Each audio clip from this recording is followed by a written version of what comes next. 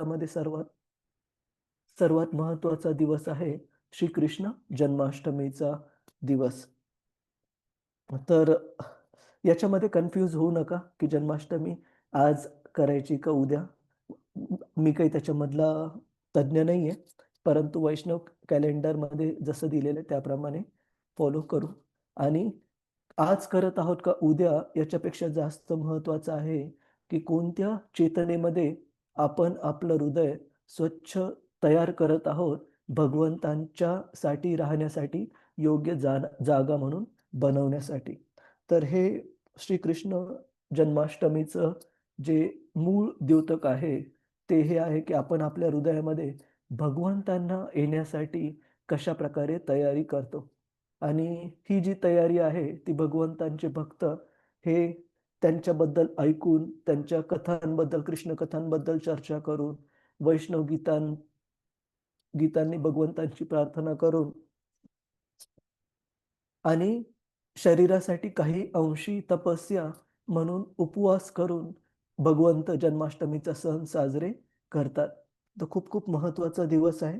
रतिरूपा माताजी, तुम्ही detail schedule वगैरे याचा शेअर केला आहे का ग्रुपवर?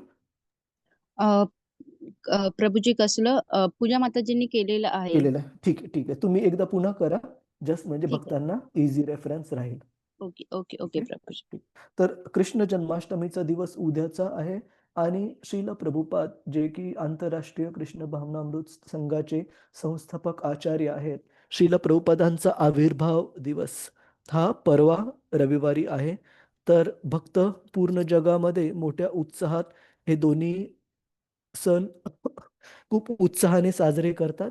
आणि आपण पण सर्वांनी श्री श्री राधा गोविंद मंदिरातर्फे जे काही कार्यक्रम प्रस्तुत केले जातील त्या सर्वांमध्ये उत्साहाने भाग घ्या. तर आपण श्रीमद भागवताला सुरुवात करूया. तर आपण मागच्या वेळेस पाहत होतो, थोडासा मध्ये गॅप पडलेला आहे. आपण मागच्या वेळेस पाहत होतो की कशा प्रकारे शृंगी जो की शमीक ऋषींचा एक अपरिपक्व, एक लहान असा ब्राह्मण पुत्र आहे आणि श्रीमद भागवतम पुन्हा पुन्हा ह्या गोष्टीवर स्ट्रेस करतं की तो कशा प्रकारे ब्रह्मतेज तर त्याच्याकडे होतं, पण ते ब्रह्मतेज वापरण्यासाठीची जी परिपक्वता पाहिजे ती ह्या लहान मुलामध्ये नव्हती. आणि अशा प्रकारे परीक्षित महाराजांनी केलेल्या नगण्य परीक्षित महाराजांनी केलेल्या नगण्य चुकीबद्दल, अपराधाबद्दल शृंगीने त्यांना खूप मोठा मृत्यूदंड हा दिला. आणि आपण पाहत होतो की कशा प्रकारे शमीक ऋषी, शृंगीचे वडील, हे यांना ज्या वेळेस कळालं की आपल्या मुलाकडून ही मोठी चूक झालेली आहे, तर त्यांना पण ह्या गोष्टीचा खूप मोठा धक्का आणि खूप पश्चाताप झाला. तर आज आपण पाहणार आहोत शमीक ऋषींच्या भावना, की कशा प्रकारे ते ही जी चूक आहे त्यांच्या मुलाकडून झालेली ती नाकारत नाहीयेत. ती झिडकारून टाकत नाहीयेत की नाही, नाही काही चुकीचं झालेलंच नाहीये. भगवंतांची ते माफी मागत आहेत की हे भगवंता, एवढ्या मोठ्या साऱ्या लोकांच्या आध्यात्मिक जीवनाचं संरक्षण करणारे राजर्षी असे राजा परीक्षित महाराज यांना मृत्यूदंडाचा माझ्या मुलाकडून शाप मिळाला आहे आणि याच्यामुळे सर्वसामान्य सर्वच लोकांच्या जीवनावर, आध्यात्मिक जीवनावर परिणाम होईल. तर तुम्ही कृपया ह्या अपरिपक्व अशा मुलाला माफ करा. अशा प्रकारचे ते प्रार्थना आपण आजच्या श्लोकांमध्ये करताना आपल्याला दिसतील.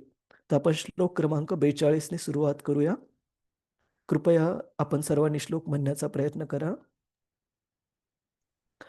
न वै नृभिर्नरदेवं पराख्यं नवैर्देवं पराख्यं सम्मातुम् अर्हस्य विपक्वबुद्धे समाहर्तुम् अर्हस्य विपक्वबुद्धे यत्तेजसा दुर्विषहेण गुप्ता यत्तेजसा दुर्विषहेण गुप्ता विन्दन्ति भद्राण्यकुतो भयः प्रजः. विन्दन्ति भद्राण्यकुतो भयाः प्रजाः. कुणाला वाचायचंय का? प्रभूजीच, माताजीच? हरे कृष्ण. हरे कृष्ण. हरे कृष्ण. गणेश कुलकर्णी. हरे कृष्ण. यस प्रभूजी. सिंपल पढ़ कीजिए। अरे माझ्या बाळा, तुझी बुद्धी अजून अपरिपक्व आहे. त्यामुळे तुला हे कळत नाही की राजा हा सर्व मानवांमध्ये श्रेष्ठ असतो, किंबहुना भगवंतासारखाच असतो. त्याला इतर सामान्य माणसाच्या समकक्ष कधी समजावयाचे नसते.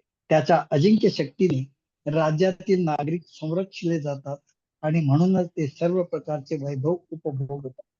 हरे हरे कृष्ण कृष्ण. प्रभू. धन्यवाद. श्रील प्रभुपाद की जय.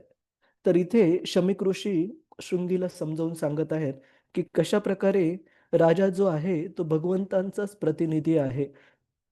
जसं आपण या भौतिक जगात पण उदाहरण पाहतो, ज्यावेळेस आपले एम्बेसिडर एम्बेसिडरला आपण मराठीमध्ये काय म्हणतो, देशाचे जे प्रतिनिधी आहेत दुसऱ्या देशात, राजदूत म्हणतात. राजदूत. राजदूत. हा, हम्म. राजदूत जे की बाकीच्या देशांमध्ये कार्यरत आहेत, आपल्या देशाच्या जे काही गरजा आहेत, जे काही आवश्यकता आहेत, त्यांची काळजी घेतात. तर अशा राजदूतांना जो मान दिला जातो, तो मान त्या प्रत्यक्ष देशालाच मान दिल्यासारखा आहे.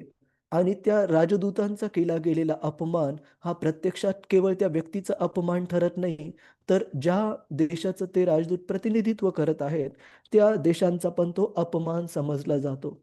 इनफॅक्ट आपण जर थोडासा इतिहास मागे जाऊन पाहिला, तर आपल्याला कळेल की जे जागतिक युद्ध 1 आणि 2, विशेषतः जागतिक युद्ध 1 याची जी सुरुवात आहे, ती अशाच प्रकारच्या एका देशाच्या प्रतिनिधीची, राजदूताची केली गेलेली हत्या ही त्या युद्धाची सुरुवात ठरली.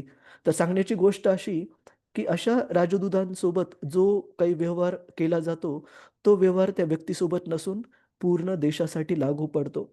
अशाच प्रकारे शमीक ऋषी शृंगीला सांगत आहेत, की राजा हा भगवंतांचा प्रतिनिधी असतो. त्याच्यामुळे कारण हा व्यक्ती पूर्ण प्रजेच्या आध्यात्मिक भरभराटीची, आध्यात्मिक संरक्षणाची जिम्मेदारी उचलत आहे. त्याच्यामुळे त्या जिम्मेदारीसोबतच त्याला अधिकार आहे काही भौतिक वैभवाचा पण लाभ घेण्यासाठी, उपभोग घेण्यासाठी. का?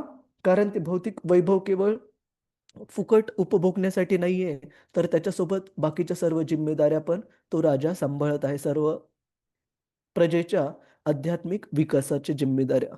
तर अशा प्रकारे अशा भगवंतांच्या प्रतिनिधीला कसे कधीही आपण अशा प्रकारची कठोर शिक्षा ही देऊ शकत नाही. कारण भगवंतांच्याच प्रती तो अपराध गृहीत धरला जातो. आणि आजच्या हा जो सेक्शन आपण आज बघत आहोत, श्लोक क्रमांक 42 पासून तो श्लोक क्रमांक 50, यामध्ये एक गोष्ट आपल्याला पुन्हा-पुन्हा पाहायला मिळेल, की कशाप्रकारे वैदिक संस्कृतीमध्ये जी राज्य पद्धती अस्तित्वात होती, त्याच्यामध्ये 2-3 गोष्टींवर भर असायचा. एक, की राजा जो की पूर्ण देशाचं प्रतिनिधित्व, नेतृत्व करायचा, हा राजा केवळ लोकांनी निवडून दिलेला एक प्रतिनिधी नव्हता, तर सर्व वैदिक संस्कृती अनुसार आध्यात्मिक गुणांनी परिपूर्ण असा हा राजा असायचा. आणि जर त्याच्यामध्ये काही दुर्गुण असतील, काही कमी असतील, तर असे पण उदाहरणं आपल्याला इतिहासात पाहायला मिळतात, की अशा राजांना जे की मार्गदर्शक मंडळ आहे ब्राह्मणांचं वगैरे, त्या मार्ग माफ करा प्रभुजीच माताजीच. तर त्या मार्गदर्शक मंडळाद्वारे अशा राजांना राजसिंहासनावरून दूर केलं जायचं. आपण श्रीमद भागवतामध्ये 4थ्या स्कंदामध्ये कथा पाहतो पृथू महाराजांची. पृथू महाराजांचे जे वडील होते महाराज वेन, आणि त्या महाराज वेनांचे वडील होते महाराज अंग. तर महाराज वेन हे ज्यावेळेस आपल्या वडिलांच्या नंतर राजसिंहासनावर बसले, तर ते खूप शक्तिशाली आणि नियमांचं वगैरे पालन करणारे विस्तृतरित्या अशा प्रकारचे राजा होते. परंतु धर्माच्या तत्वांच्या विपरीत राज्यकारभार करू लागले. आणि ब्राह्मण जे मार्गदर्शक मंडळ होतं, त्यांनी तो राज्यकारभार दुरुस्त करण्याचा प्रयत्न केला. पण वेन महाराज हे कधी ऐकले नाहीत आणि नंतर त्यांना त्या राजसिंहासनावरून दूर केलं गेलं.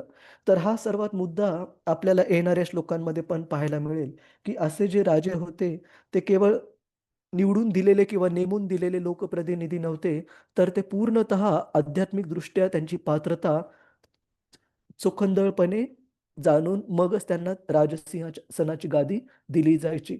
आणि ती गादी दिल्यानंतर जर त्यांच्याकडून आपल्या कर्तव्य पूर्ण करण्यामध्ये काही कमतरता राहिली तर त्यांना त्याबद्दल जाब पण विचारला जायचा.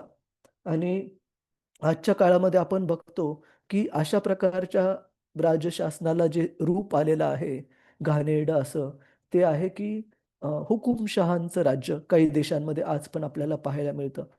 परंतु अगोदरच्या आध्यात्मिकदृष्ट्या पात्र अशा राजांमध्ये आणि आजकालच्या हुकुमशहांमध्ये फरक हा आहे की आध्यात्मिक जी पात्रता होती आधीच्या काळातील राजांमध्ये, ती आपल्याला ह्या हुकुमशहांमध्ये पाहायला मिळत नाही.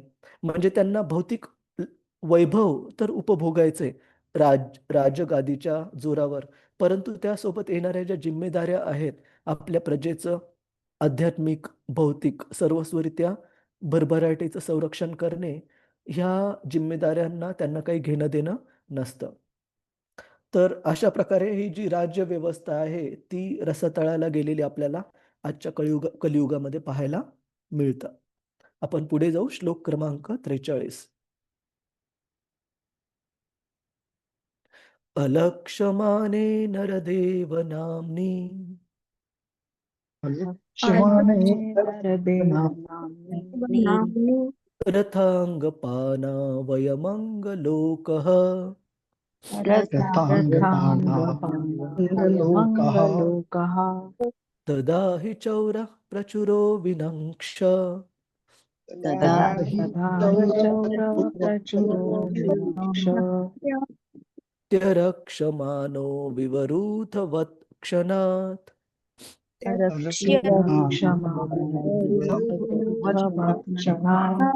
तर या श्लोकामध्ये राजाला संबोधित करण्यासाठी एका शब्दाचा वापर केलेला आहे, रथांगपाना वयम अंग लोकः, की अशा प्रकारचे जे राजा ज्यांना नरदेव म्हटलेलं आहे, की सर्वसामान्य मनुष्यांमध्ये जे भगवंतांचे प्रतिनिधी आहेत ते रथांगपाना वयम अंग लोकः, ते साक्षात प्रत्यक्षात भगवंतांचेच प्रतिनिधी म्हणून त्यांना आपण स्वीकार करायला पाहिजे जर ते ह्या सर्व आध्यात्मिक पात्रतांची परिपूर्णता करत असतील. कुणाला वाचायचंय का? प्रभुजीच, माताजीच, हरे कृष्ण. हरे कृष्ण. प्रभुजी मी वाचू? हा, क्षितिजा माताजी, हरे कृष्ण. हरे कृष्ण. श्रीला प्रभुपाद की जय. हे माझ्या मुला, राजाची राजवट ही रथचक्र धारण करणाऱ्या भगवंतांचेच प्रतिनिधित्व करीत असते. जेव्हा ती नष्ट होते तेव्हा संपूर्ण जग चोरांनी भरून जाते आणि असे चोर संरक्षण नसलेल्या मेंढरांप्रमाणे प्रजेचा क्षणात सत्यानाश करतात.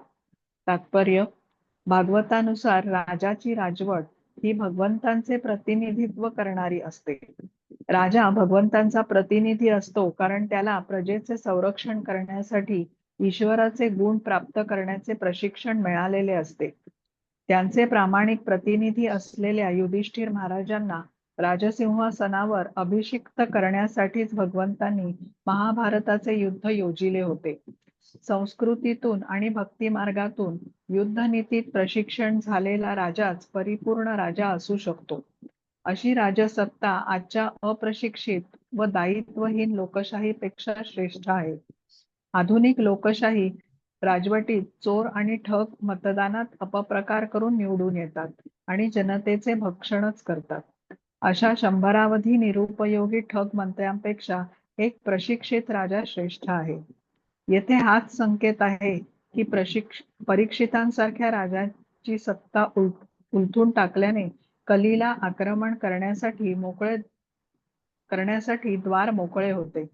आजच्या आवाजावी लोकशाही राजवटीत प्रजा सुखी समाधानी होणे कधीच शक्य नाही. अशा राजा नसलेल्या शासनाचे दुष्परिणाम पुढील श्लोकात वर्णन केलेले आहेत. हरे कृष्ण. श्रीला प्रभुपाद की जय. जय. हरे कृष्ण. धन्यवाद माताजी. तर इथे सांगितलेलं आहे की कशा प्रकारे अशा अवाजवी लोकशाही राजवटीत जिथे की मेजॉरिटी म्हणजे बहुसंख्य मत ज्यांना आहे असेच प्रतिनिधी हे देशाचं नेतृत्व करण्यासाठी त्यांना स्थापित केलं जातं. परंतु श्रीमद भागवत ह्या पद्धतीला अनुकूल नाहीये. श्रीमद भागवतात सांगितलंय की कोणत्याही नेतृत्वाचं नेतृत्वाला स्थापित करण्यापूर्वी काय जाणून घेणं आवश्यक आहे, तर त्यांची आध्यात्मिक पात्रता. आणि कशा प्रकारे युधिष्ठिर महाराजांचं उदाहरण दिलंय, की असे जे प्रामाणिक प्रतिनिधी होते, ते संस्कृतीतून आणि भक्ती मार्गातून युद्धनीतीत प्रशिक्षित झालेले होते. आणि अशा प्रकारे ज्याला आपण ट्रेनिंग म्हणतो, प्रशिक्षण प्राप्त केलेले जे राजा आहेत, तेच खरं लोकांचं आध्यात्मिक, भौतिकदृष्ट्या भलं करू शकतात. खूप सारे उदाहरणं आपल्याला इतिहासामध्ये याबद्दल पाहायला मिळतात. जसं की एक उदाहरण म्हणजे लक्षात येतं, भगवंतांचे स्वतःचे आजोबा कुंती देवीचे अ, आणि कंसाचे वडील महाराज उग्रसेन.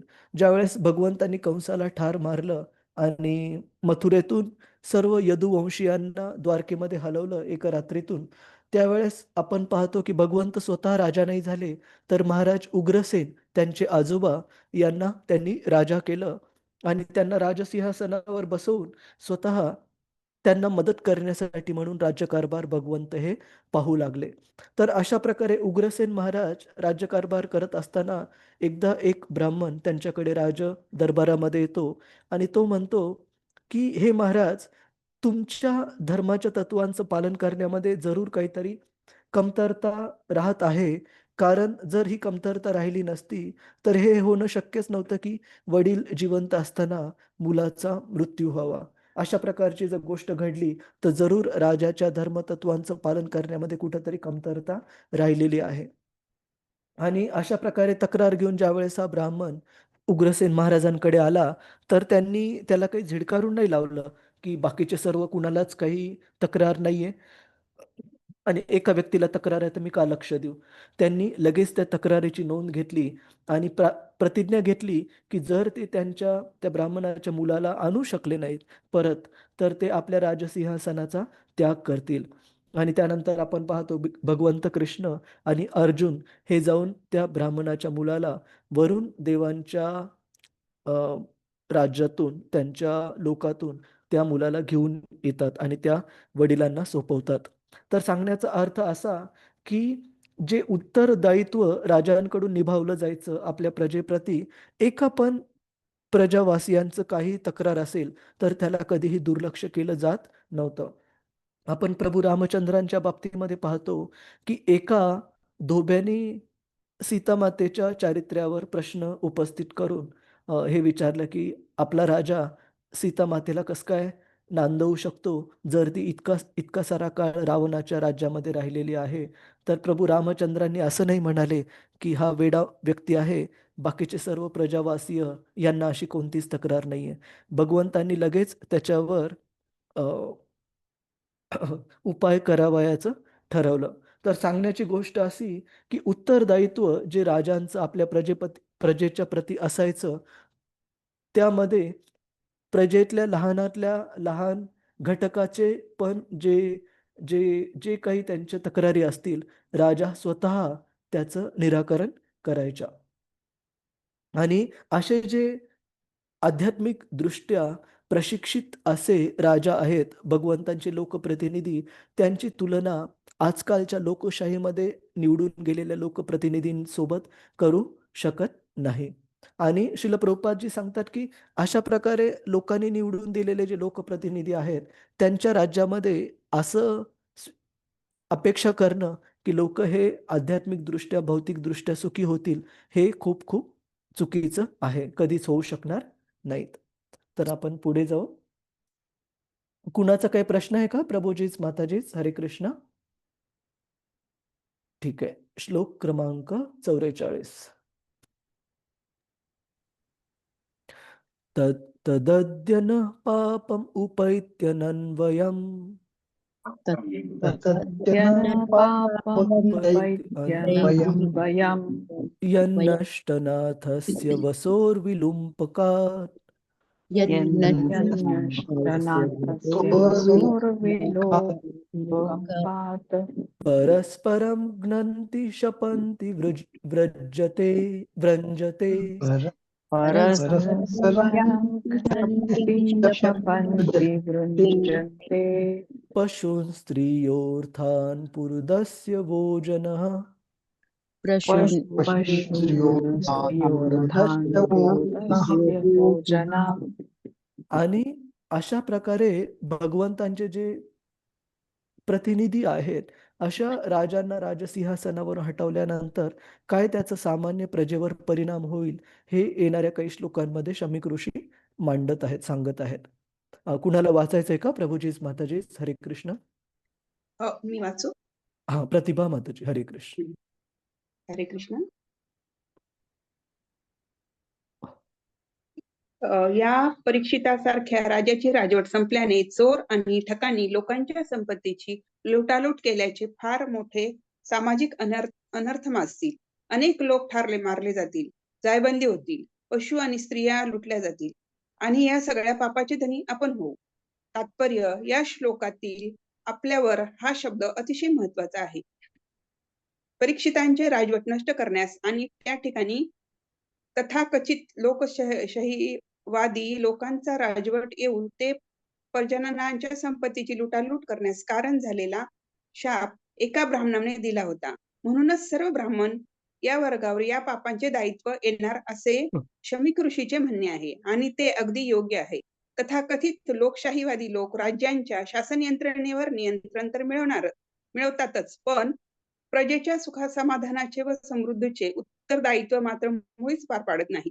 प्रत्येक जण आपल्या व्यक्तिगत स्वार्थ समाधानासाठी एखादे पद हस्तगत करतो आणि त्यामुळे पूर्वी जेथे एक राजा होता तेथे आता उच्छृंखल राजकर्त्याचे आडमाप पीक येऊन प्रजेला कारभार सोसावा लागतो. या ठिकाणी भविष्यवाणी केली आहे की आदर्श राजाच्या शासनाअभावी सर्वजण लुटारू होतील, एक दुसऱ्यांची संपत्ती, पशु, स्त्रिया पळवतील आणि उपद्रव माजवतील. हरे हा, कृष्ण. हरे कृष्ण. श्रील प्रभुपाद की जय. तर इंग्रजीमध्ये एक म्हण आहे जिथे सांगितलेलं आहे की when cat is away MICE will play. याचा अर्थ की ज्यावेळेस मांजर आजूबाजूला नसते काही भीती वाटण्यासाठी, त्यावेळेस उंदीर वगैरे असे प्राणी हे निश्चितच गोंधळ माजवतात, गोंधळ घालतात. का? कारण त्यांना कोणाचाही धाक नसतो. अशाच प्रकारे धर्माचं पालन करणारा राजा जर लोकप्रतिनिधीच्या रूपामध्ये देशाचं नेतृत्व करत नसेल तर सगळीकडे अनागोंदीचा कारभार माजतो. आणि आपण याचं उदाहरण, जसं थोड्या वेळापूर्वी वेन महाराजांबद्दल आपण चर्चा करत होतो की वेन महाराज धर्माच्या अनुसार राज्य करत नव्हते, परंतु किमान एक क्षत्रिय असल्यामुळे त्यांचा वचक हा राज्यातील सर्व लोकांवर होता. आणि सर्व लोकांवर म्हणजे राज्यातील जे चोर, दरोडेखोर असे सामाजिक दृष्ट्या गडबड करणारे जे काही घटक होते त्यांच्यावर वचक हा वेन महाराजांचा होता. परंतु ज्या वेळेस वेन महाराजांना राज्याच्या राजसिंहासनावरून दूर केलं गेलं त्यावेळेस आपण श्रीमद भागवताच्या 4थ्या स्कंदात पाहतो की कशा प्रकारे सगळीकडे अनागोंदी माजली. आणि जे ब्राह्मण होते त्यांनी लगेच वेन महाराजांच्या शरीरापासून पृथू महाराजांची आणि अर्ची यांची निर्मिती करून त्यांना पूर्ण राज्याच्या सिंहासनावर बसवलं आणि धर्माचं राज्य पुनर्स्थापित केलं.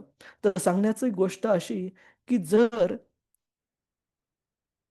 एका देशाचं प्रतिनिधित्व करणारा जो व्यक्ती आहे डोक्याच्या रूपामध्ये, जर शरीराला डोकं जर उपलब्ध नसेल तर बाकीचं शरीर जिवंत राहणे हे शक्य नाहीये. जर हात तुटला तर त्याचं काही करू शकतो, पाय तुटला तर त्याचं काही करू शकतो, परंतु हेडलेस बॉडी म्हणजे डोकं अस्तित्वात नसणारं शरीर म्हणजे मृत शरीर आहे.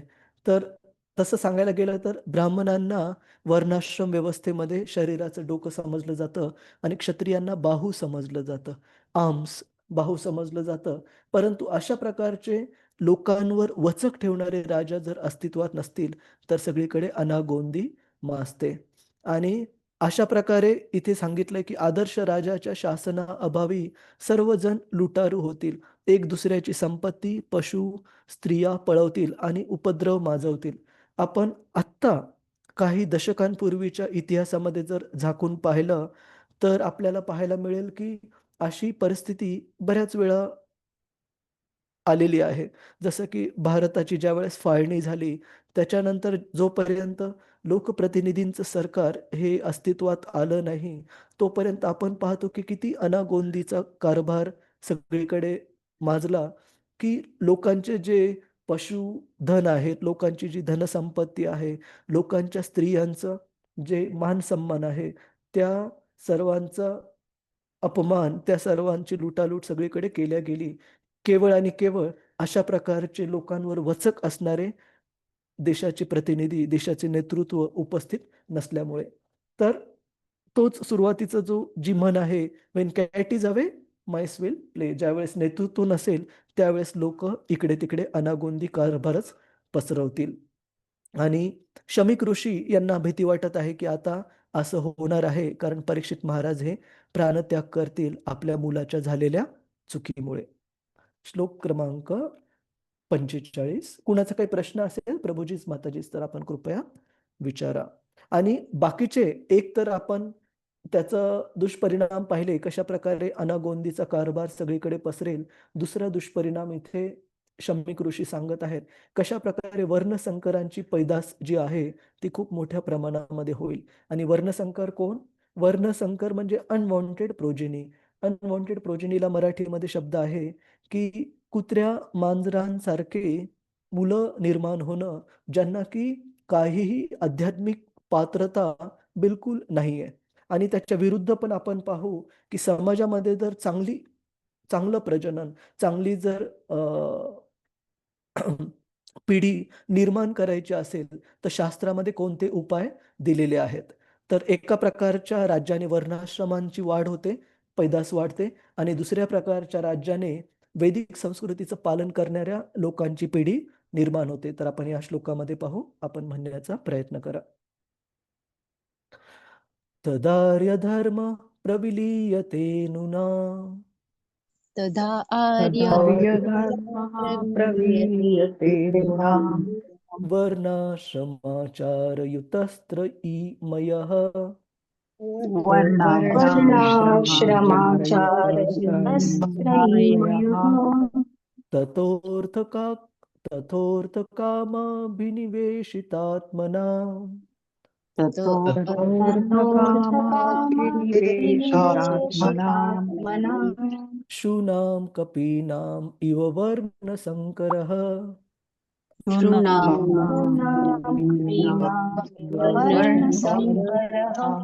आणि अशा प्रकारची जी आध्यात्मिक दृष्ट्या अपरिपक्व अशी जी पिढी जन्माला येते, अशा प्रकारातून त्यांना म्हटलेलं आहे शुनाम कपीनाम. शुन म्हणजे कुत्र्यांप्रमाणे, आपण जसं सुरुवातीला शब्द वापरला कुत्र्या मांजरांप्रमाणे, आणि कपीन म्हणजे माकडांप्रमाणे. म्हणजे सांगण्याचा अर्थ की ज्या प्रकारे असे जे पशु असतात, यांना लेकरं जन्माला घालताना बाकीच्या कोणत्या गोष्टींचं काही पडलेलं नसतं, की कशा प्रकारे त्या लेकरांचे आध्यात्मिक गुण असतील, का ते प्रगती करेल आध्यात्मिक मार्गावर, यांचं काही घेणं-देणं ह्या प्राण्यांना नसतं.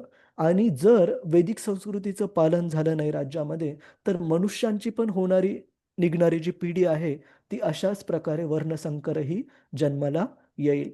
हे भगवंत पण भगवद्गीतेमध्ये अर्जुन भगवंतांना सांगताना आपल्याला दिसत आहेत पहिल्या अध्यायामध्ये, की का कुरुक्षेत्राचं युद्ध नाही व्हायला पाहिजे, जेणेकरून अशा प्रकारचे वर्णसंकर जन्माला येणार नाहीत. तर आपण या श्लोकाचं अनुवाद तात्पर्य वाचू. कुणाला वाचायचं आहे का प्रभूजीच, माताजीच? हरे कृष्ण. हरे कृष्ण प्रभूजी, वाचू का? योजना माताजी. हरे कृष्ण. हरे कृष्ण. अशा वेळी सामान्यपणे सर्व लोक आपल्या प्रगत संस्कृतीतील वर्णाश्रमांची धर्म कर्तव्ये आणि वेदाज्ञा पालन यांपासून क्रमशः जणू योजनाबद्ध रीतीने भ्रष्ट होत जातात. त्यांना विषय सुखासाठी अधिकाधिक पैसे मिळवण्याचे आकर्षण निर्माण होते आणि परिणामतः कुत्र्या वानरांप्रमाणे अगणित अवांछनीय लोकसंख्या निर्माण होते. तात्पर्य: येथे पूर्वसूचनाच दिली आहे की उत्तम राजेशाही राजवट नसेल तर बहुतांश लोक कुत्रा-वानरांसारखेच अवांछनीय असतील. ज्याप्रमाणे माकडे अतिशय कामुक असतात आणि कुत्री सर्वत्र निर्लज्जपणे संभोग करतात, त्याचप्रमाणे अनैतिक रीतीने निर्माण झालेली प्रजा अगदी योजनाबद्ध रीतीने वैदिक संस्कृतीच्या सन्मार्गापासून आणि वर्णाश्रम धर्माच्या आपल्या कर्तव्यचरणापासून क्रमशः अधःपतितच होणार. अधःपतित होणारच. वैदिक जीवन पद्धती म्हणजे आर्य संस्कृतीची प्रगतीच्या दिशेने केलेली वाटचाल आहे. वैदिक संस्कृतीमुळेच आर्य प्रगतिशील राहिले. वैदिक संस्कृतीचे अंतिम उद्दिष्ट परमेश्वराकडे परत जाणे हे आहे. तेथे जन्म, मृत्यू, जरा, व्याधी नसतात. वेद असे सांगतात की कोणत्याही जीवाने भौतिक जगाच्या अंधकारात टिकून राहू नये, तर त्याने या भौतिक अवकाशाच्या पलीकडील आध्यात्मिक साम्राज्याच्या प्रकाशात गमन करावे. गुणकर्मानुसार वर्णाश्रम व्यवस्था ही परमेश्वराने आणि त्यांचे प्रतिनिधी असलेल्या ऋषींनी अत्यंत शास्त्रशुद्ध रीतीने योजलेली आहे. पूर्ण जीवन पद्धती ही जीवनाच्या आध्यात्मिक व भौतिक अशा सर्वच अंगांचे मार्गदर्शन करीत असते. वैदिक संस्कृती कोणालाही कुत्र्याप्रमाणे अथवा वानरांप्रमाणे जीवन जगण्याची अनुमती देत नाही. भोगवादी अवनत संस्कृती व सांपत्तिक हाव या गोष्टी वर्तमान ईश्वरविहीन किंवा राजारहित अशा लोकांनी लोकांकरिता चालविलेल्या जनतंत्र राजवटीची जोड उत्पादने आहेत. म्हणून आपणच निवडून दिलेल्या भिकार राजवटीला दोष देणे निरर्थक आहे. हरे कृष्ण प्रभुजी. श्रीला प्रभुपाद की प्रभुपाद की जय. जय. हरे कृष्ण. तर इथे आपण पाहतो की श्रील प्रभुपाद जे आहेत खूप स्ट्रॉंग म्हणजे खूप स्ट्रॉंगला आपण मराठीमध्ये काय म्हणतो की शब्दांचा उपयोग करत आहेत की कशा प्रकारे अशा लोकप्रतिनिधींना जर निवडून दिलं गेलं, त्यांची आध्यात्मिक पात्रता न चोखंदळता न न परीक्षण करता, तर अशा प्रकारच्या कुत्र्या वानरांप्रमाणेच जी पिढी आहे ती निर्माण होईल. मग तुम्ही म्हणाल की याच्या विरुद्ध काय पद्धत आहे?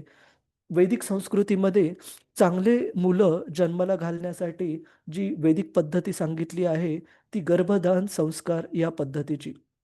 आणि गर्भधान संस्कार या पद्धतीचं जे मूळ आहे ते ह्या मुद्द्यावर आधारित आहे की जे मूल जन्माला येतं आई आणि वडिलांच्या पोटी, त्या मुलाची जी मानसिकता, चेतना जी असते, ती मानसिकता, चेतना आई-वडिलांची जी मानसिकता आणि चेतना असते, मूल जन्माला येताना, त्या मानसिकतेवर मुलाची पण चेतना आणि मानसिकता आधारित असते. त्याच्यामुळे गर्भधान संस्कार या पद्धतीमध्ये श्रील प्रभुपादांनी खूप साध्यापणे आंतरराष्ट्रीय कृष्ण भावनामृत संघामध्ये ही पद्धत दिलेली आहे, की जिथे पती आणि पत्नी हे त्यांना मूल होण्याच्या अगोदर हे हरे कृष्ण महामंत्राचे 50 माळा, 64 माळा अशा माळांचा जप करतात, जेणेकरून त्यांची जी चेतना आहे ती पूर्ण कृष्ण भावना भावित होऊन जाते. आणि अशा कृष्ण भावना भावित चेतनेमधून जे मूल जन्माला येतं, अशा कुटुंबामध्ये ते कुत्र्या वानरांसारखं पशु प्रवृत्तीचं मूल हे न येता जन्माला आध्यात्मिकदृष्ट्या प्रगत असा जीव आकर्षिला जातो अशा कुटुंबामध्ये जन्म घेण्यासाठी. आणि अशा प्रकारे गर्भधान संस्कार या पद्धतीचा जर वापर नाही केला, तर जी पिढी जन्माला येते मुलांची, तीही कुत्र्या मांजरांसारखी इथे सांगितली. आणि आपल्याला प्रत्यक्षात आजच्या काळामध्ये हे आपण जर वर्तमानपत्र उघडून पाहिलं तर आपल्याला प्रत्यक्षात ही गोष्ट पाहायला मिळते, की जिथे कुठे पण काही नियमांचं पालन वगैरे न करता, काही थोडा विचार न करता कधीही पती-पत्नी वेगळे होतात. आणि जसं प्राण्यांना काही घेणं-देणं नसतं, जसं कुत्रे, मांजरे, वानर, डुक्कर यांना काही घेणं-देणं नसतं, की आपली बहीण काय, आपले नातेवाईक काय, आपली आई काय. त्यांना स्वतःच्या इंद्रिय तृप्तीपुढे बाकीच्या कोणत्याच गोष्टीचं काही पडलेलं नसतं.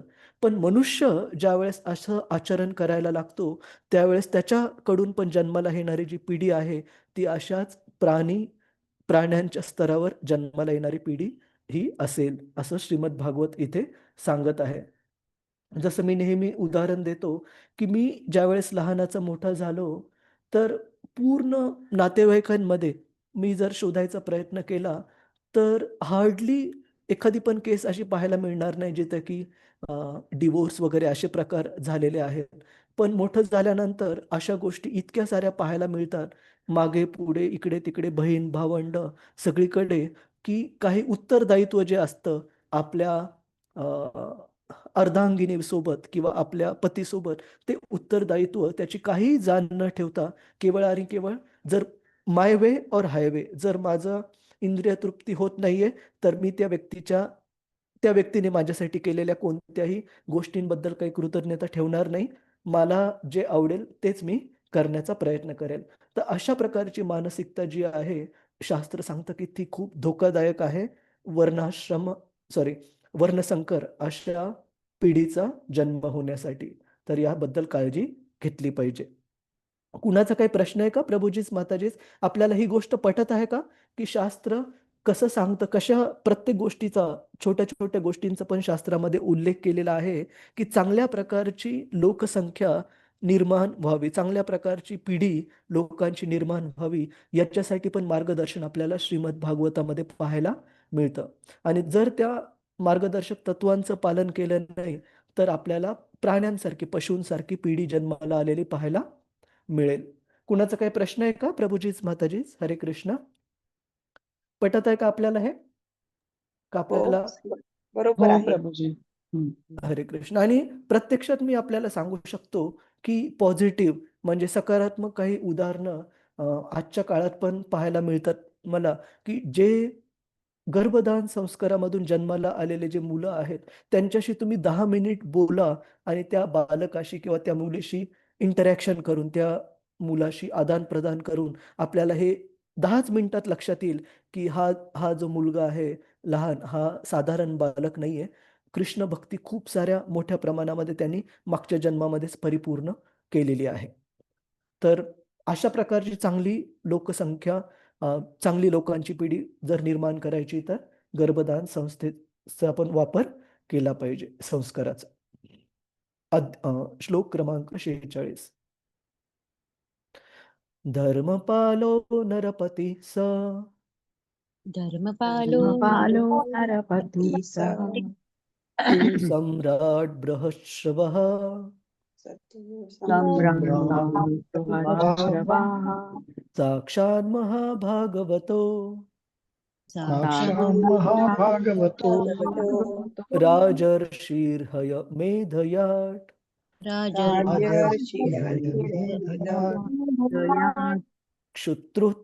क्षुत्रुक्षमः यूतो दीनो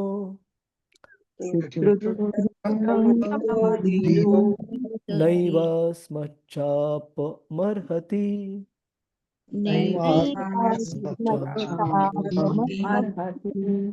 कुणाला वाचायचंय का प्रभूजीच, माताजीच? हरे कृष्ण. मी वाचू? हा माताजी, हरे कृष्ण. हा. सम्राट सम्राट परीक्षित एक पुण्यशाली राजा आहे. तो अतिशय सुप्रसिद्ध आहे आणि भगवंताचा परमश्रेष्ठ भक्त आहे. राजवर्गामध्ये तो एक ऋषीच आहे आणि त्याने अनेक अश्वमेध यज्ञ केलेले आहेत. असा हा राजा तहानेने आणि भुकेने व्याकुळ होतो, थकून जातो आणि त्याला आमच्याकडून शाप मिळतो. हे सर्वतः अनुचित आहे. तात्पर्य: राज राजपदासंबंधीचे साधारण नियमाचे स्पष्टीकरण केल्यानंतर आणि राजा कधी चूक करीत नसल्यामुळे तो दंडनीय असत नाही. तो निश्चित केल्यानंतर शमीक ऋषी परीक्षित महाराजाविषयी काही विशेष सांगू पाहत होते. येथे परीक्षित महाराजांचे काही विशिष्ट गुण संक्षेपात सांगितलेले आहेत. परीक्षितांचा केवळ एक राजा म्हणून विचार केला तर विख्यात प्रशासक होते. त्यांनी राजाच्या धार्मिक नियमानुसार राजकारभार केला. शास्त्रात सर्व वर्णाश्रमाची कर्तव्ये सांगण्यात आली आहेत. भगवद्गीतेत 18.43 क्षत्रियांच्या ज्या गुणांचा उल्लेख करण्यात आलेला आहे, ते सर्व गुण परीक्षितांच्या ठिकाणी होते. ते श्रेष्ठ भगवत भक्त होते, आत्मसाक्षात्कारी होते. अशा गुणवान राजाला तो थकलेला असताना, तहानेने आणि भुकेने व्याकुळ झाला असताना शाप देणे कदाचिही योग्य नव्हते. येथे शापामुळे राजावर अन्याय झाल्याचे शमीक ऋषींनी पूर्णतः मान्य केले आहे. हे खरं की संपूर्ण ब्राह्मण वर्गाचा या घटनेशी काहीही संबंध नाही. तरीही एका ब्राह्मण पुत्राच्या पोरकटपणामुळे सर्व जगाची स्थिती पालटून गेली आणि त्यामुळेच जगाच्या सुव्यवस्थेने जे अधःपतन झाले, त्याचे दायित्व शमीक ऋषींनी स्वीकारले. हरे कृष्ण. हरे कृष्ण. धन्यवाद माताजी. श्रील प्रभुपाद की जय.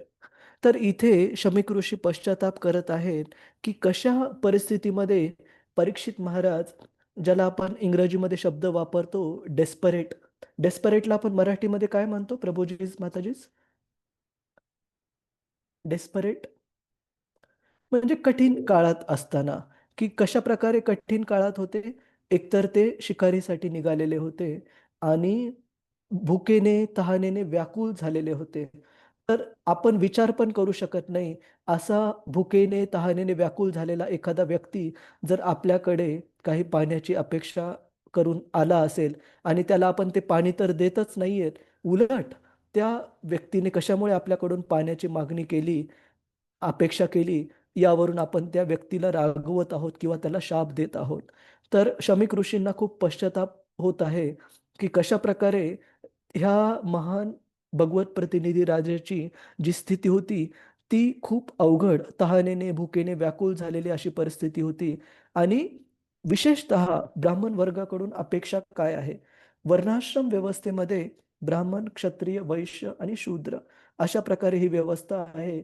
आणि जे काही समाजाचे घटक आहेत, त्यांचं जसं की ब्राह्मणांसाठी क्षत्रिय, वैश्य, शूद्र यांचं संरक्षण करणे, त्यांना ज्ञान प्रदान करणे हे कर्तव्य आहे.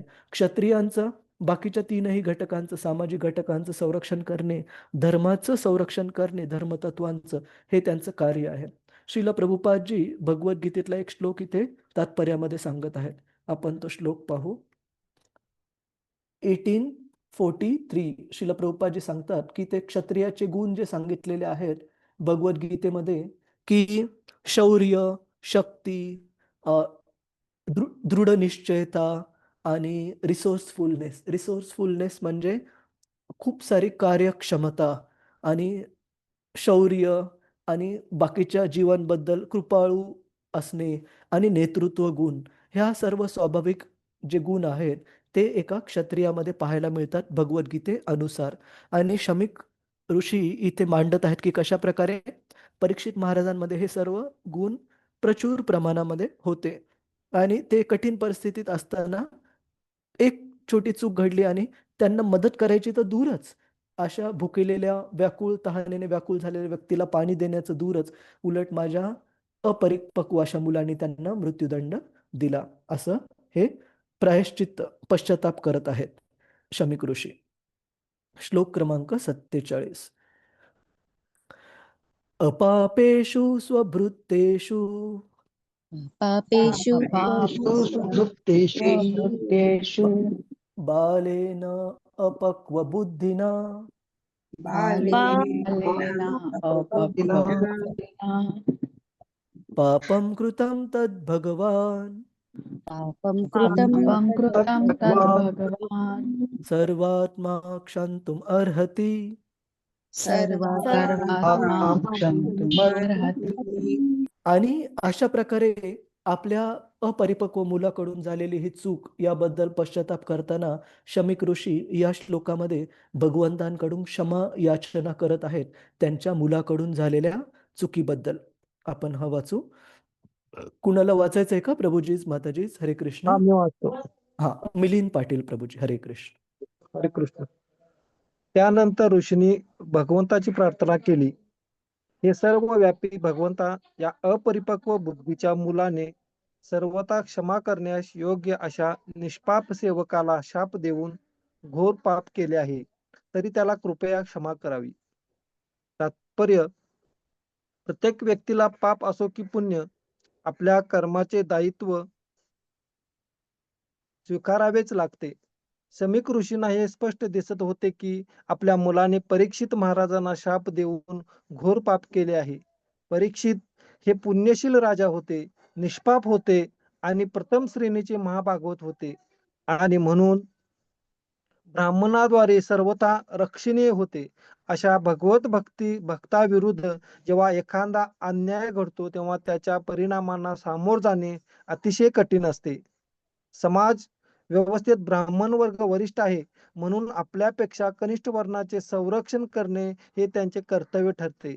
शाप देणे नव्हे, क्वचित असा प्रसंग उद्भवू शकतो की एखाद्या ब्राह्मण क्षत्रियाला, वैश्याला अथवा इतर कोणाला क्रोधवश जाप देऊ शकेल. परंतु परीक्षित महाराजांच्या संबंधाने हे अनुचित असेच होते हे अगोदरच सांगितले आहे.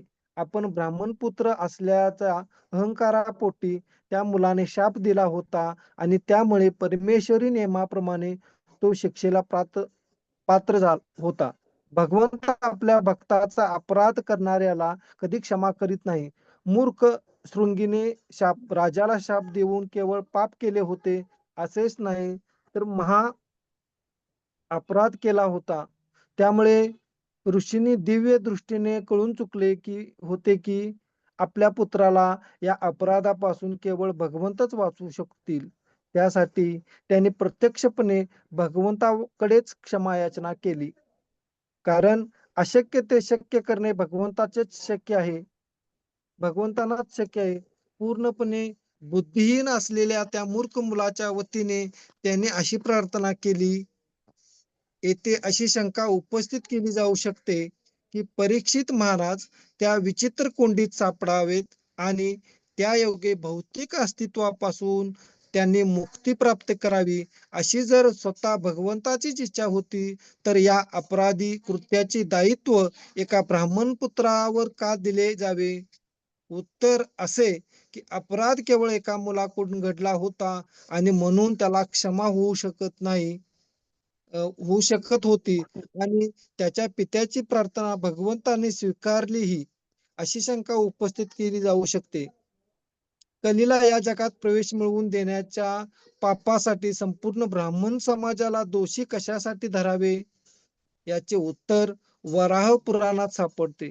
येथे म्हटले आहे की ज्या राक्षसाने भगवंताशी वैर केले परंतु तसे करून देखील जे भगवंताकडून मारले गेले नाहीत त्या सर्वांना कलियुगाचा लाभ मिळावा म्हणून ब्राह्मण कुटुंबात लाभ घेण्याची संधी देण्यात आली. या असुरांनी आपल्या मोक्ष मार्गाच्या दिशेने पुढील प्रगतीची वाटचाल करावी म्हणून परम दयाळू भगवंताने त्यांना पवित्र ब्राह्मण परिवारात जन्म घेण्याची एक संधी दिली. परंतु या असुरांनी या संधीचा सदुपयोग न करता ब्राह्मण तत्वाचा खोट्या अहंकाराने माजून दुरुपयोगच केला. शमीक ऋषीने पुत्र असे एक उदाहरण आहे. यावरून सर्व ब्राह्मण पुत्रांना अशी सूचना आहे की त्यांनी मूर्ख शृंगीचे अनुकरण करू नये आणि आपल्या पूर्वजन्मीच्या आसुरी दुर्गुणाविषयी सतत सतर्क राहावे. या मूर्ख शृंगीला भगवंताने क्षमा केली परंतु सर्वांनाच शमीक ऋषी सारखे पिता मिळणार नाहीत. त्यांनी जर ब्राह्मण जन्मामुळे मिळणाऱ्या संधीचा दुरुपयोग केला तर ते दुःखी होतील. हरे कृष्ण. श्रील प्रभुपाद की जय. तर इथे श्रीमद भागवतम वेगवेगळ्या पैलूंमधून आपल्याला ही घटना पाहायला लावते की कशा प्रकारे ही जी चूक आहे एका मुलाकडून व्यक्तिशः झाल्यामुळे असा प्रश्न विचारला जाऊ शकतो की सर्वच वर्णाश्रम व्यवस्थेला ब्राह्मण, क्षत्रिय, वैश्य, शूद्र अशा सर्वच सामाजिक व्यवस्थेला याचं जे नुकसान आहे ते का बरं भोगावं लागावे? तर असं सांगितलं जातं की ज्यावेळेस एका भगवंतांच्या श्रेष्ठ भक्ताच्या प्रती अपराध होतो, जर एका कुटुंबातून कोणत्या व्यक्तीने अपराध केला तर ते पूर्ण कुटुंब त्याचे भोग भोगावे लागू शकतात. आणि केवळ कुटुंबच नाही तर एका कुटुंबाकडून अपराध झाला तर पूर्ण त्या गावाला, त्या प्रदेशाला त्याचे भोग भोगावे लागू शकतात.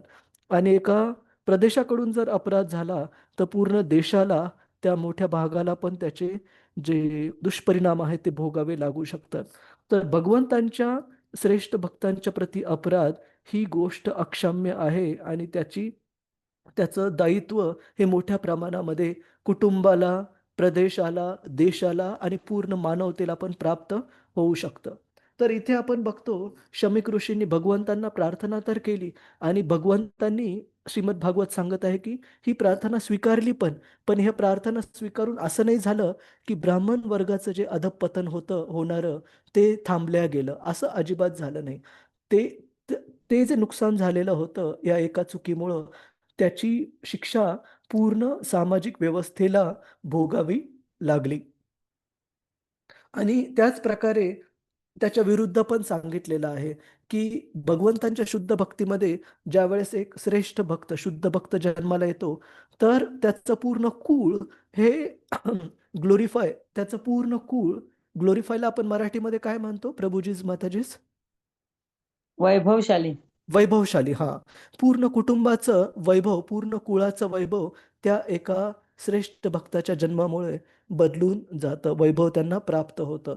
तर अशा प्रकारे चूक असू ती मोठी असू किंवा भगवंतांच्या शुद्ध भक्तीमध्ये केलेली प्रगती ती मोठी असो, ह्या दोन्हीचे जे परिणाम आहेत केवळ त्या व्यक्तीशीच संबंधित राहत नाहीत, तर त्या कुळाशी, त्या कुटुंबाशी, त्या भागाशी आणि त्या देशाशी पण संबंधित राहतात. तर आपण हे शेवटचे 3 श्लोक पाहण्याचा प्रयत्न करू. अ, एक मिनिट, मला बघू दे किती मोठं आहे. ठीक आहे, नाही तर एक, हो. आपल्यापैकी कुणाला वाचायचंय का प्रभूजीच, माताजीच? हरे कृष्ण. अनुवाद आणि तात्पर्य. वाच कमी. हा, हरे कृष्ण वाचते. हरे कृष्ण. प्रतिभा माताजी. भगवंताचे भक्त इतके क्षमाशील असतात की कोणी त्यांचा अपमान केला, कोणी त्यांना फसवले, कोणी त्यांना शाप दिला, कोणी उपेक्षा केली, उपद्रव केला अथवा अगदी जीवानीशी ठार मारले तरी ते प्रतिशोध घेण्याचा विचारही मनात आणत नाही. तात्पर्य, शमीक ऋषींना याची जाणीव होते की ज्यांनी भक्ताच्या चरणी अपराध केला आहे त्याला भगवान क्षमा करीत नाहीत. अशा प्रसंगी भगवंत अपराध्याला भक्ताच्या चरणाशी शरण जाण्याची सूचना मात्र देतात.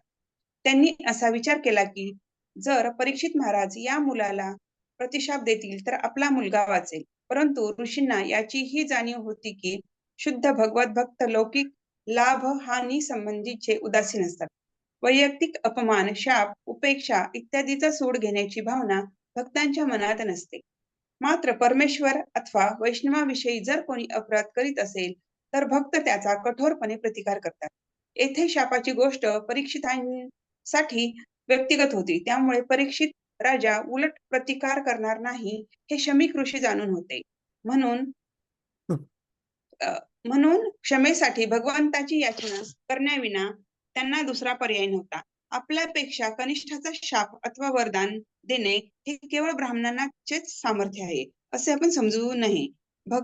भक्त हे जन्माने ब्राह्मण नसले तरी ब्राह्मणापेक्षा अधिक समर्थ असतात. तथापि ते आपल्या समर्थाचा उपयोग वैयक्तिक लाभासाठी कधीच करत नाही.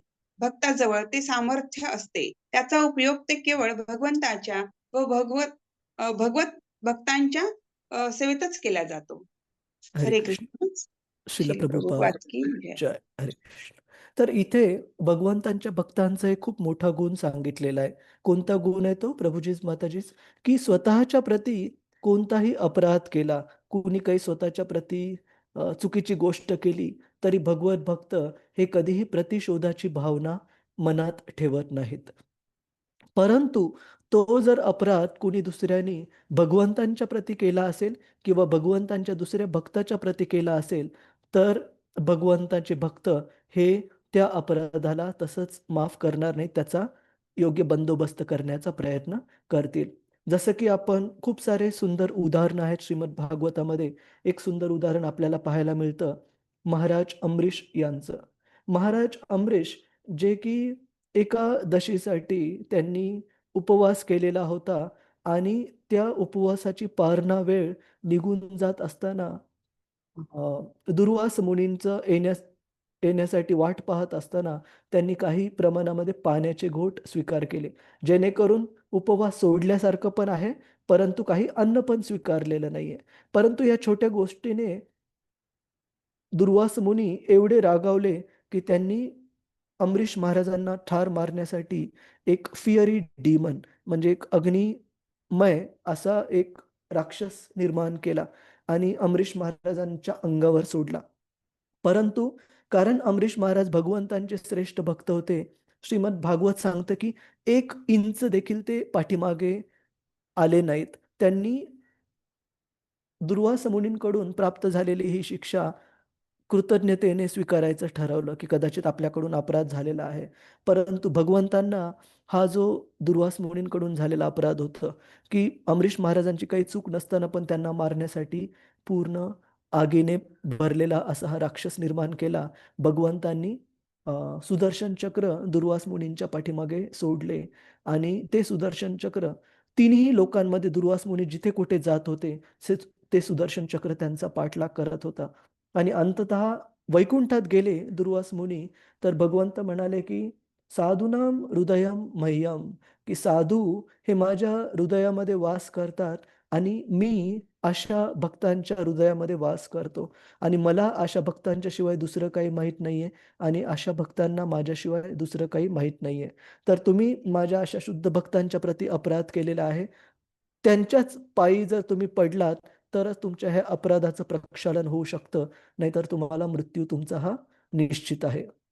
आणि शेवटी आपण बघतो दुर्वास मुनी हे अमरीश महाराजांच्या पायी पडले आणि त्यांना क्षमा याचना केली आणि अमरीश महाराजांनी तर त्यांना लगेच उचललं की आपल्याकडून काही चूक झाली नाही, कदाचित मीच आपलं व्यवस्थित प्रकारे आदरातिथ्य करू शकलो नाही. तर सांगण्याची गोष्ट असते अशी की स्वतःबद्दल झालेल्या अपराधाबद्दल भक्त हे कधीच प्रतिशोधाची भावना ठेवत नाहीत.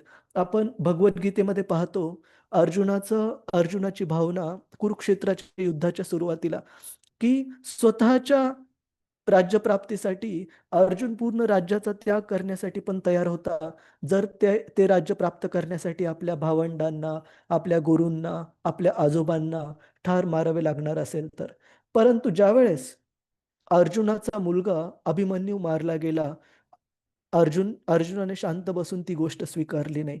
अर्जुनाने प्रतिज्ञा घेतली की चुकीच्या पद्धतीने अभिमन्यूला ठार मारण्यात आलेलं आहे आणि त्या दिवशी सूर्य अस्त होईपर्यंत जर त्या मारेकऱ्यांना शिक्षा दिली गेली नाही तर तो स्वतः अग्नीमध्ये प्रवेश करेल. तर सांगण्याचा अर्थ की स्वतःसाठी झालेल्या अन्यायावर अर्जुन पूर्ण राज्य देऊन टाकण्यासाठी पण तयार होता. परंतु आपला मुलगा, जो की केवळ त्यांचा मुलगा नव्हता अर्जुनाचा, तर भगवंतांचा महान भक्त होता, त्या भक्ताच्या प्रती झालेल्या अन्यायासाठी अर्जुन हा एका पर्वताप्रमाणे हा कठोर झाला होता. तर सांगण्याची गोष्ट अशी, भगवत भक्त हे स्वतःसाठी खूप मवाळ राहतात, परंतु दुसऱ्या भक्तांच्या प्रती अपराधासाठी मात्र मवाळ राहत नाहीत. तर आपण इथे आजची चर्चा थांबवू. प्रभूजीस, माताजीस, कुणाला काही प्रश्न आहे का? हरे कृष्ण. प्रभूजी, हा हा प्रभूजी.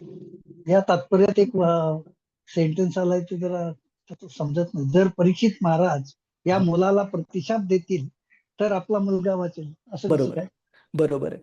म्हणजे असं असतं की एक चूक जर त्याच्या विरोधामध्ये जर दुसरा शाप प्राप्त झाला, शृंगीने एक चूक केली होती परीक्षितांसारख्या महान राजांना शाप देण्याची, जर त्या राजांकडून त्याचा प्रतिउत्तर जर देण्यात आलं असतं तर काही प्रमाणामध्ये ही जी चूक होती शृंगीची ती भरून आली असते. परंतु शमीक ऋषींना हे पण माहिती होतं की परीक्षित महाराज असं करणं कदापिही शक्य नाही, कारण ते महान भगवत भक्त आहेत आणि ते आपल्या प्रती झालेल्या चुकीच्या गोष्टींसाठी कधीही कठोर पावलं उचलणार नाहीत.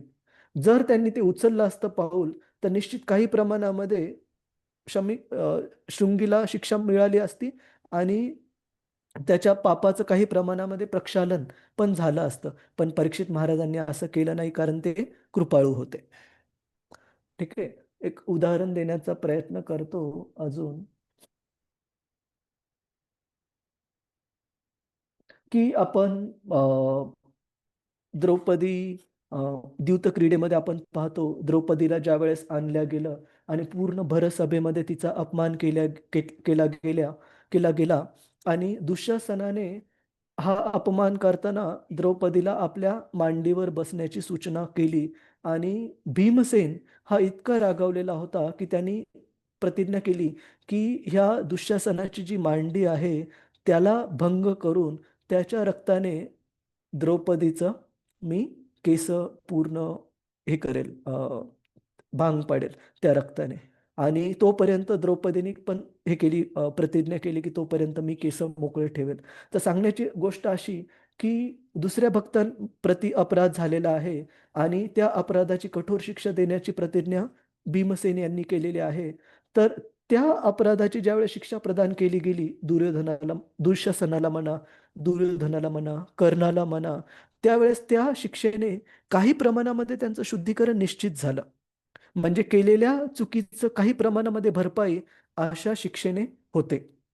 ठीक आहे प्रभूजी. अजून एक उदाहरण सांगतो, की जसं शास्त्रात सांगितलंय, की जर एखाद्या व्यक्तीने कुणाचं खून वगैरे केलेलं आहे आणि जर त्या व्यक्तीला मृत्यूदंडाची शिक्षा होते त्या मारेकऱ्याला. जर त्या मारेकऱ्याला ह्याच जन्मामध्ये मृत्यूदंडाची शिक्षा होते, तर काही प्रमाणामध्ये त्याच्या पापाचं प्रक्षालन हे होतं. परंतु ह्याच जन्मामध्ये जर त्याला योग्य प्रमाणामध्ये शिक्षा नाही झाली, तर येणाऱ्या जन्मांमध्ये अधिक तीव्रतेने ती शिक्षा त्याला भोगावी लागू शकते. म्हणजे जेवढी शिक्षा योग्य प्रमाणामध्ये लवकरात लवकर प्राप्त होईल, तेवढी ती शिक्षा एक माफक राहील. ती शिक्षा म्हणजे तो अपराध काही प्रमाणामध्ये माफ होईल. पण जोपर्यंत ती शिक्षा लांबत जाईल, तोपर्यंत ती शिक्षा खूप मोठ्या प्रमाणामध्ये वाढत जाईल. ठीक आहे का प्रभूजी? हरे कृष्ण. ठीक आहे. हरे कृष्ण. तर हरे. सांगण्याचा अर्थ असा की शमीक ऋषी सांगत आहेत की जर परीक्षितांनी काउंटर शाप म्हणजे त्याच्या विरोधात शृंगीने दिलेल्या शापाच्या विरोधात जर शाप द्यायचा ठरवला, तर काही प्रमाणामध्ये शृंगी वाचू शकतो. पण त्यांना माहिती होती की असं होणार नाही. त्याच्यामुळे आपल्यालाच भगवंतांना प्रार्थना करावी लागेल. हरे कृष्ण. अजून कुणाचा काही प्रश्न आहे का प्रभूजीस, माताजीस? हरे कृष्ण. हॅलो प्रभूजी, हा हा. हरे कृष्ण. जन्माष्टमी आज आहे ना? हां, छान प्रश्न आहे, की सामान्य कॅलेंडर प्रमाणे आज आहे, वैष्णव कॅलेंडर प्रमाणे उद्या आहे. तुम्ही नाही, आज मी जरी आज निर्जल उपवास उपास धरलाय ना चालेल, सकाळ. चालेल, काही हरकत नाही. तुम्ही आज उपवास करा आणि हा. एक करा, की फक्त भगवंतांच्या जन्माष्टमी या उत्सवाबद्दल जे मंदिरात ऑनलाईन प्रोग्राम, क्लासेस उद्या राहतील, त्याच्यामध्ये पण हा. भाग घ्या. उपवास बरं. आज जर केलाय, तर उद्या परत करायची गरज नाहीये. ठीक आहे प्रभूजी? बरं. हरे हरे कृष्ण. कृष्ण, हरे कृष्ण. खूप खूप धन्यवाद आपल्या सर्वांचा. हरे कृष्ण प्रभूजी. हरे कृष्ण. येस प्रभूजी. अं, हे आपले जे आपण वाचन करतो ते श्रीमद भागवत जे आहे हा. ते परीक्षित महाराजांच्या मृत्यूपर्यंतचा पूर्ण भाग आहे ना. त्याच्या पुढचा भाग काय आपल्याकडं म्हणजे आध्यात्मिक स्वरूपात आपला कुठं ग्रंथ वगैरे नाही ना. हे जे भागवत प्रस्तुत करण्यात आलंय ना प्रभूजी, श्रील व्यासदेवांद्वारे किंवा शुकदेव गोस्वामींद्वारे, हे खूप संक्षिप्त रूपामध्ये प्रस्तुत करण्यात आलंय.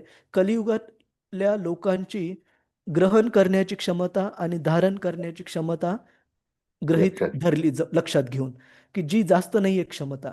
त्याच्यामुळे फक्त आणि फक्त ब्रह्माजींच्या ह्याच कल्पातील, ह्याच दिवसातील भगवंतांचे काही प्रमुख लीला आणि भगवत भक्तांच्या काही प्रमुख लीला इत्यादींचाच समावेश केलेला आहे या भागवतामध्ये. परंतु उ- उच्च लोकांमध्ये जसं की स्वर्गलोक असू, ब्रह्मलोक असू, उच्च लोकांमध्ये जे श्रीमद भागवत आहे, आपल्या श्रीमद भागवतापैकी पेक्षा विस्तृत रूपामध्ये आहे. ठीक आहे प्रभूजी. हरे कृष्ण.